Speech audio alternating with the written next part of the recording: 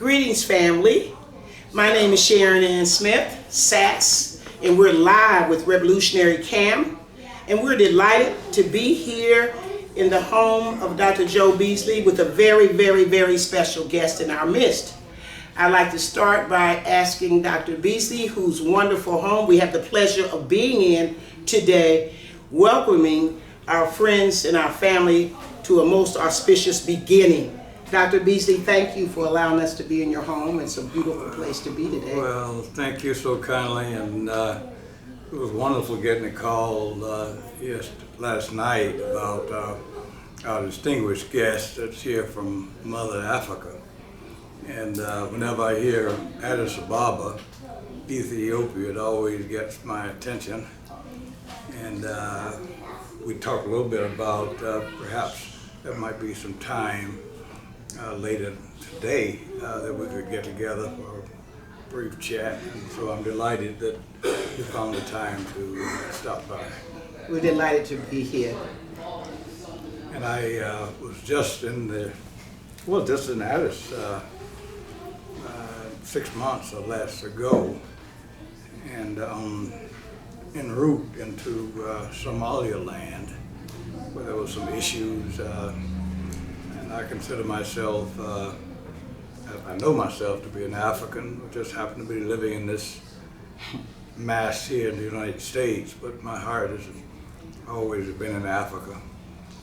And I've been just such a fan of Ethiopia.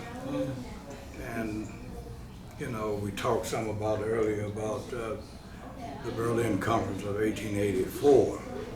When the Europeans went to Berlin, Germany, and put a map of Africa on the table, and then subdivided amongst themselves, and then with brute force went in and disrupted a continent that was relatively at peace.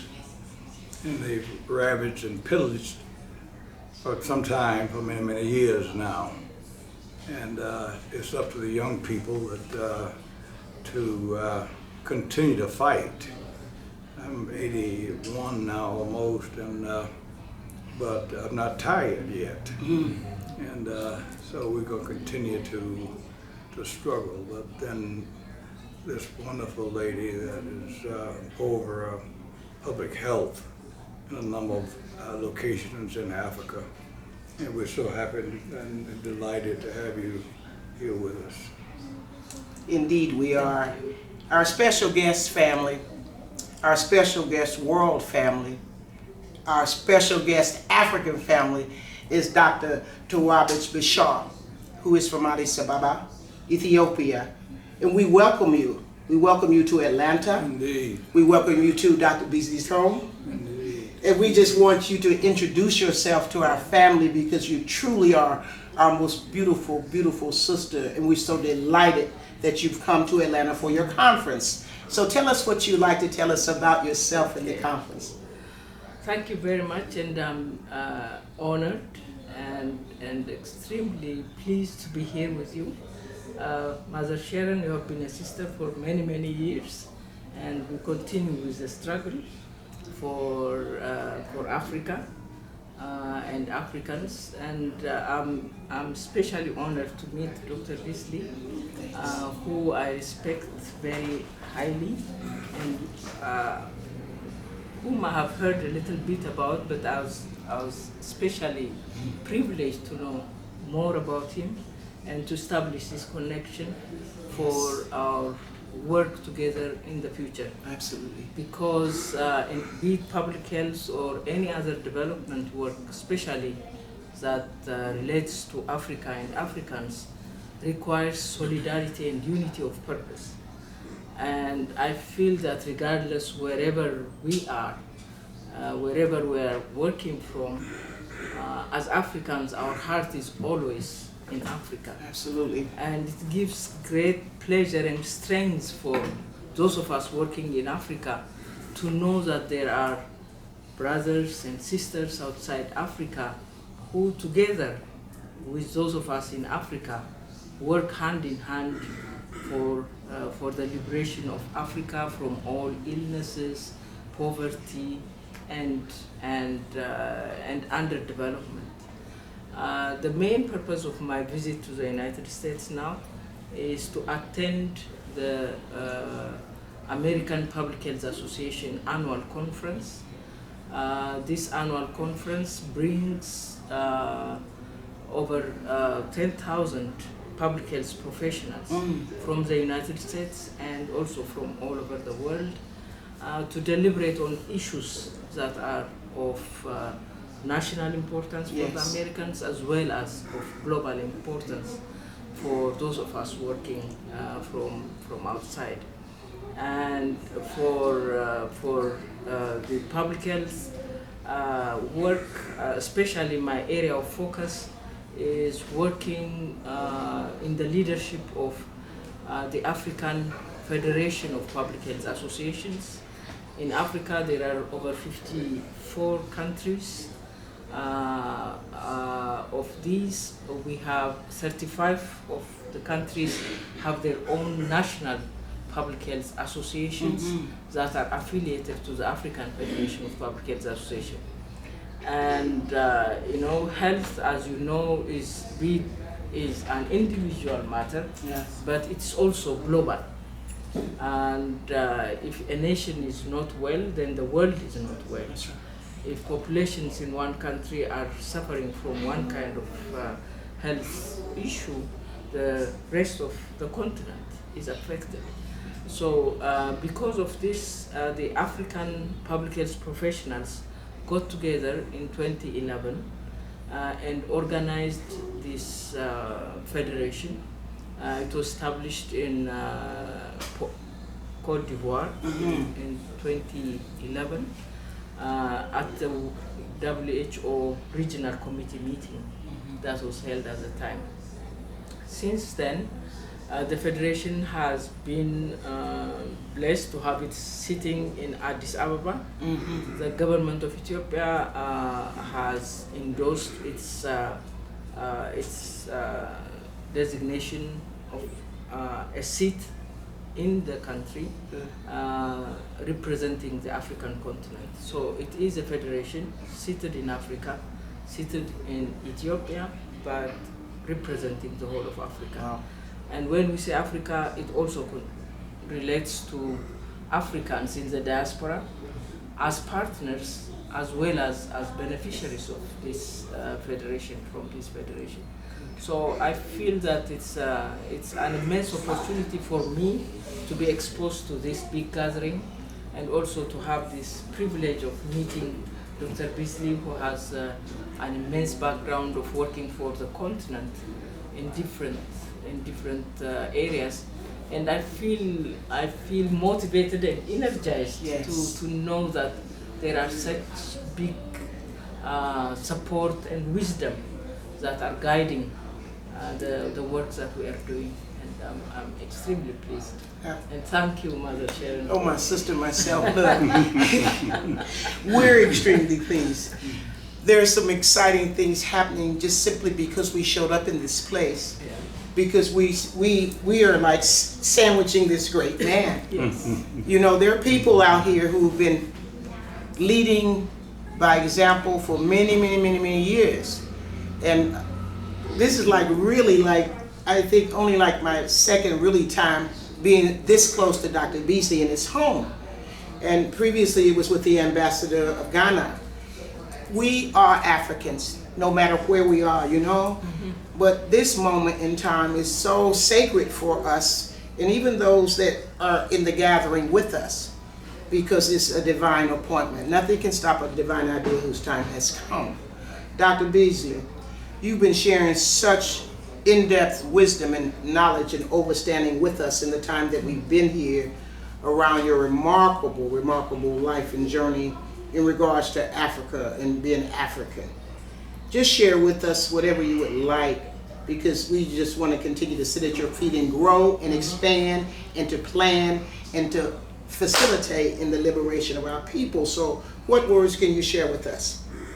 Well, it really is a diabolical situation.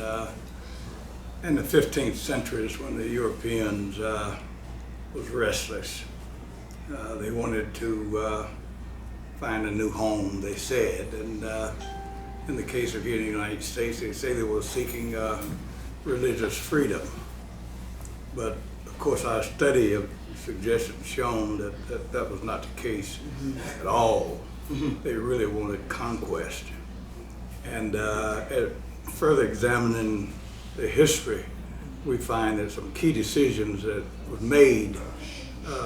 This particular one was made at the Vatican in Italy, where the Pope at that time, Alexander VI, had issued what we call the doctrine of discovery.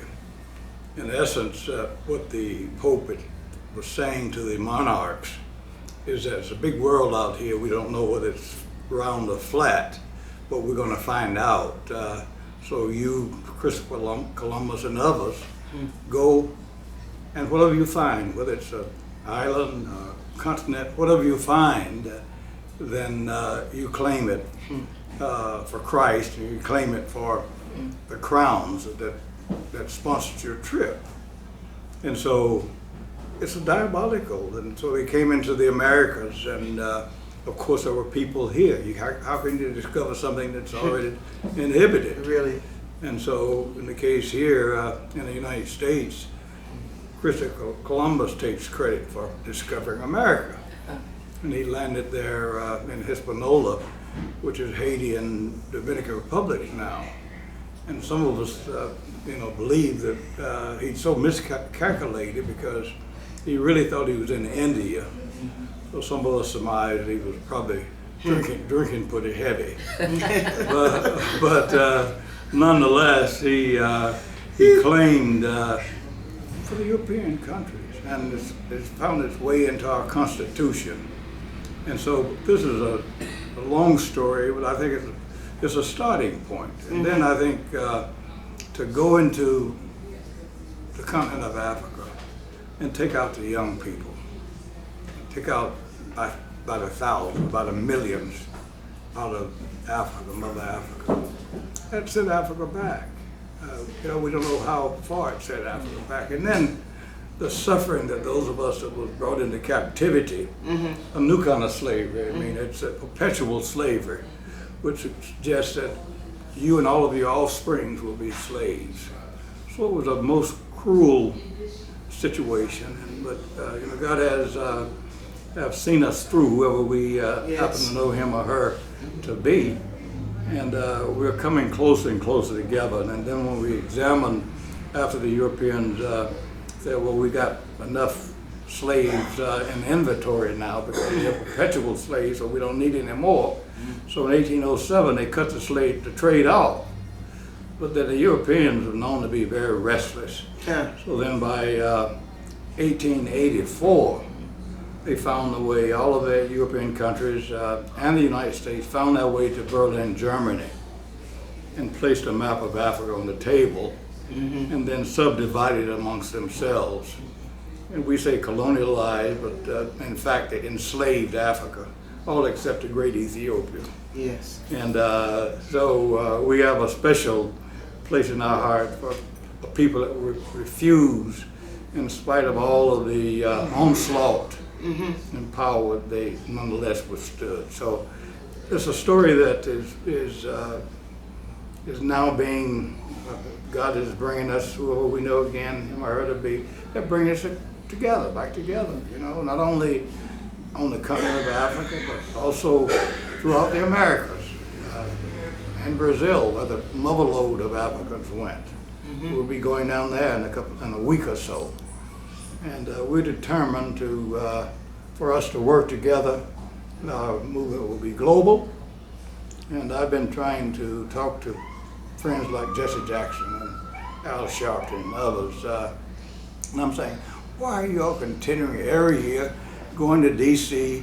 and rehearsing and Dr. King's speech over and over? Don't you know there's other places out here we need to connect in our struggle? Thank you. And so I believe the reality of it is coming on, and we have other people that are joining forces. A young lady that spoke a little earlier about where do I fit in this puzzle? This Yes. young man that's on his way to Ghana to be a teacher. Yes. The young ladies just came in, and the children. Yes. This work that we are going to be left unfinished when some of us go off the scene. But nonetheless, because no lie can live forever. And Martin Luther King suggested that the arc of the universe is broad, but it's bent toward justice. Yes. And so we believe that justice is on the way. And then there's, like in the Christian tradition, if you will, I'm a deacon in the Baptist church, they force their religion down our throat, but there's something that suggested if you'll take one step, he'll take two, whoever that he is. But we've got to take some steps. Mm-hmm. Yes, sir. And we're well able to take the steps. So we're delighted again to hear from my sister to tell me that we had a distinguished guest.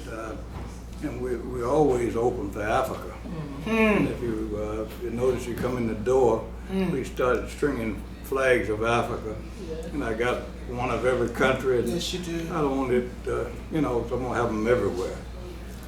So when people come here, they say, "This is Africa House. This is home." And I wish that we'd known a little earlier. We'd had a nice dinner here for our doctor. Next time. Next time. Next We're time, feasting on some things that are really marinating with the palate of our soul. We're feasting. We're being fed spiritually and divinely. Your life, my sister, myself, coming all the way from Addis Ababa, to Munir, driving the children and the family to bring mom to the conference so that we can continue to take care of our wellness, our health, individually, communally, nationally, and globally. We're getting to the root of some things, and it doesn't take many to transform, but I knew where to bring you. I knew where to bring you and to bring us. Because Dr. Beasley, I just want to take this moment, if I never have the opportunity again, on behalf of myself, on behalf of the Most High that lives in me, as me, and through me, on behalf of our ancestors who are so pleased in this moment, to say thank you so much for just being who you be and doing what you do, because the courage and the strength, it is just lifting us so much to run this race and be no ways tired. You're a young man. Get the job done. Well, I see our young brothers walking on the street, and many would say some are sagging, but they're like fish out of water. They're in a strange place where they're hated and they know it. And we talk so much about Iraq and North Korea and Iran, but like Rome, this place is crumbling from within. And you can't do wrong and get by forever. Hey, say that. So we got a lot of mileage out of Columbus being a hero, and he's a scoundrel. And the span of his statues are coming down. In Barcelona, Spain, they got a big statue of him like the Christ in Rio. That's coming down. We're celebrating Columbus Day. He's a scoundrel. He's going to go down in infinite. So it's wonderful for us to share, and we're coming closer and closer together. And hey, nobody can stop it. Because it's timely. That's right. So That's thank right. you so much. Thank you, my Thank brother. you. Thank you, my sister. Thank you very much. Thank you, And too. As I said, this solidarity gives us the strength, and I always believe that once we are united for a purpose, Yes. it's bound to happen.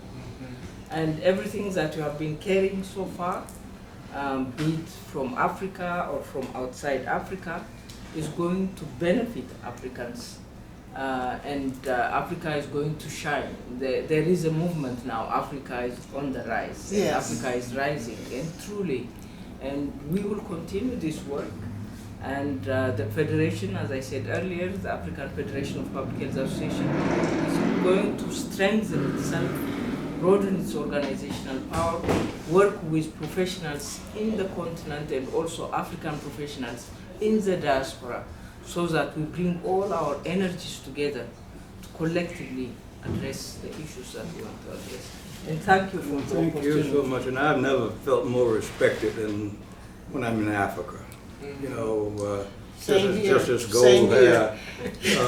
You know, people, Nigeria, to talk about Nigeria, but I've been in Lagos and throughout Nigeria, nothing but respect. Yes, sir.